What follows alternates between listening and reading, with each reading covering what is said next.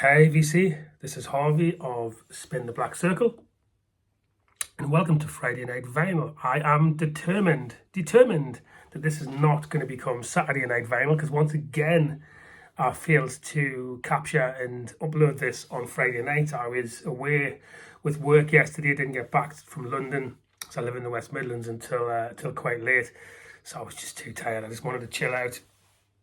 Went to sleep quite early, so here we are on Saturday. But I do have a topic that, well, certainly I think is worth discussing, and hopefully it's of some use to the VC, and that is in response to a video posted by Dylan of Noble Records.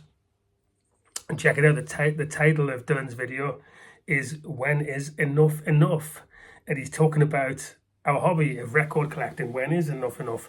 And that video, which I watched this morning, just caught me at the right moment, actually, because I kind of got into this habit, especially on Saturday after a busy week of work, of going to my favourite record stores and browsing with kind of vague intent, and then coming back with 4, 5, 6, 7 albums.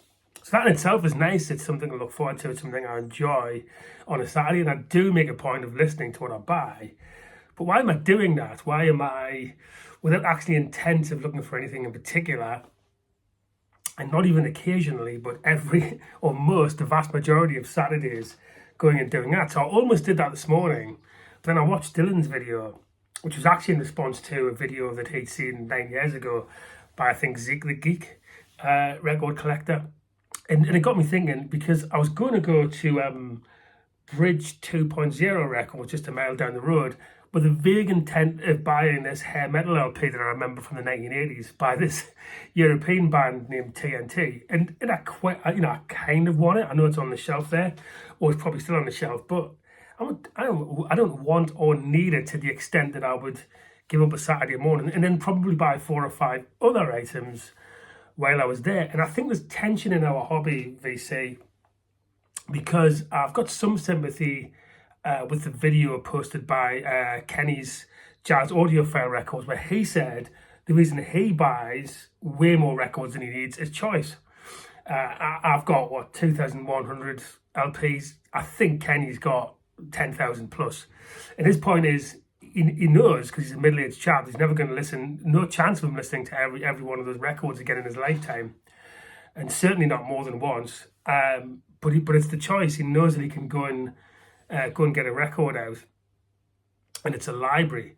And I get that. That's one end of the tension. But the other end is, I don't want to be the sort of record collector that turns more into a stamp collector. I want to at least feel that the majority of the records that I have on these shelves are things that I go back to again and again.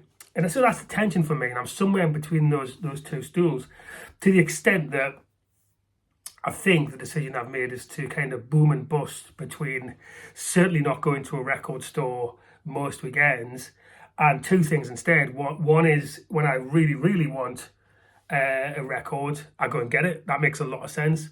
Or when I haven't browsed in a record store for a while, or I'm in a place, a location where I happen to be, where there's a record store that I haven't been to, that makes sense.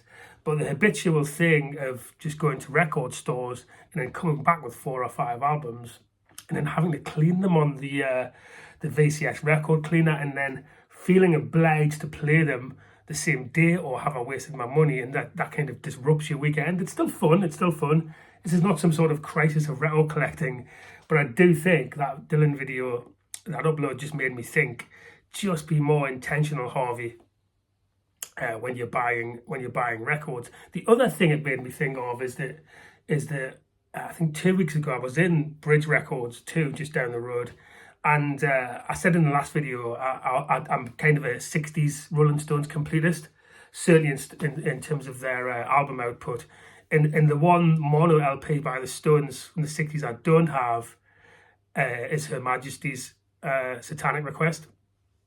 I've got a stereo 60s version, but the kind of holographic original mono UK, quite rare, was on the shelf for £125. Now, I could have bought it, but I've kind of blown my record budget for this month. I could go and buy it and just have it, but I've kind of got this thing about, I've set some money aside for records that month. And so I've already blown that this month. Now, if instead of browsing every Saturday and then casually coming back with 4 or 5 records, I had a record fund, that I just maintained that fund, the same fund that I've got now, to one side and let it build up until either A, as I said, I really want something, or B, I'm really in the mood for browsing, say once a month. Then I would have felt, free and like I was making the right decision if I'd bought that Stones album. But I left it on the shelf because I thought, no, I don't want to turn into one of these collectors that just adds and adds. I mean, I would never get into debt through music, but just other things start getting compromised as a result, right? You feel like you're then, constrained on whether you can, go for a nice meal, or it then turns into a bit of an obsession too far. I think we're all obsessed to an extent. So what does all that mean then? Before I show you 3 records with some purpose to them, so I just think it's about being more intentional. And you might disagree. So we're all at different stages. If you're at the stage where you've just either you're much younger than me and you've just started collecting, then blooming hell, go for it, right? If you've got the funds, go and buy if you're starting a collection. Or you might just, be at a stage where you want to finish a particular artist or genre or investigate something. Then there's some intent to it, but I'm not sure, actually, certainly for me, about the casual browsing now turning into coming back with a pile of records. I'd much rather enjoy this beautiful collection. I was just looking through it this morning, and I'm so pleased with everything I have. Pride is a strong word because we could all lose these tomorrow, right? In a house fire or a burglary or whatever. But it's not pride. It's pleased and taking pleasure in the fact that you've worked hard and then spent money on things that you want, and you can enjoy them. But I think I'll have more enjoyment today from listening to the records that I have and going back into my collection than I would have if I'd gone to browse in a record store, inevitably come back with 4 or 5 or 6 albums, and then had to clean them up on the record cleaner and felt obliged to listen to those 6 records today and repeat next week. So that was longer than I thought. I do want to talk about 3 albums that I plucked out of my collection today that I have listened to, because I've listened to all of my albums, but it just made me think these 3 albums are examples where instead of going to a record store, maybe I want to play these for a 2nd, 3rd, 4th or 5th time this weekend and enjoy the music that I have. So the first is from 1968. It's a Stax record blues album by the great Albert King, and it's a live album named Live Wire Blues Power. Really great late 60s Stax blues album. You can pick this up certainly in the UK. This is a Pi UK distributed Stax album for, I would say, about 25 pounds. It's a beautiful album. It's one of those live albums where the music creator is singing, and his guitar playing in particular is great, but he kind of holds the audience. His banter between tracks, the atmosphere, in the same way that James Brown's Live at the Apollo is that sort of album, or the Who's Live at Leeds.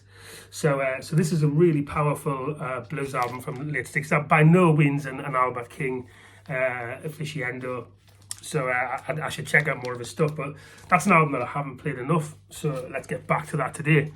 Next one, a really great album, and I think I've already played it twice, maybe 3 times, and I've probably had it for 10 years, and that is a kind of mid-period, mid-80s John Martin LP named Glorious Fool, produced oddly by Phil Collins. I think this is from about 1984-85. Really good. It again, there's so many John Martin albums that include a version of his song Couldn't Love You More, and this is no exception. That's the kick-off track of Glorious Fool, but it's a really good album.